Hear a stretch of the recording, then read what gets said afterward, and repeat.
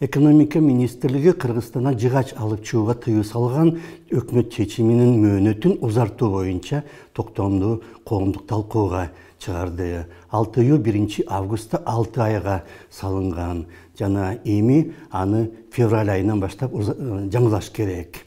Bir жагынан караганда, биринчи караганда бул токтомдун маанисин түшүнүү кыйын, анткени жыгач экспорту Кыргызстанда эч качан жогору болгон эмес.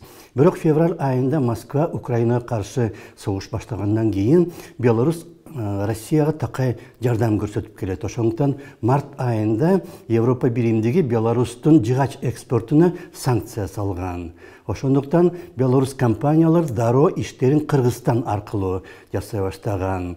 Жыгач өзү Беларустан мурдагыдай эле Польша же Германияга жөнөтүлөт, бирок документтери Кыргызстандан келди деп жазылат. Дароо Кыргызстандын экспорту, жыгач экспорту 18.000 эсеге көтөрүлгөн. 17-жылдын январында Манас аэропортунда Боинг кулаганда анын ичинде бүткүл кыргыз эли өздөштүрө ала албаган электроника болгон. Андай рейстер болсо Кыргызстанга ага чейин 50дөн ашык жолу жасалган. Ошондуктан Евразиялык биримдик, экономикалык биримдик уюмунун түзүлгөн себептердин бири ушундай иштерди ишке ашыруу болгон десе да болот.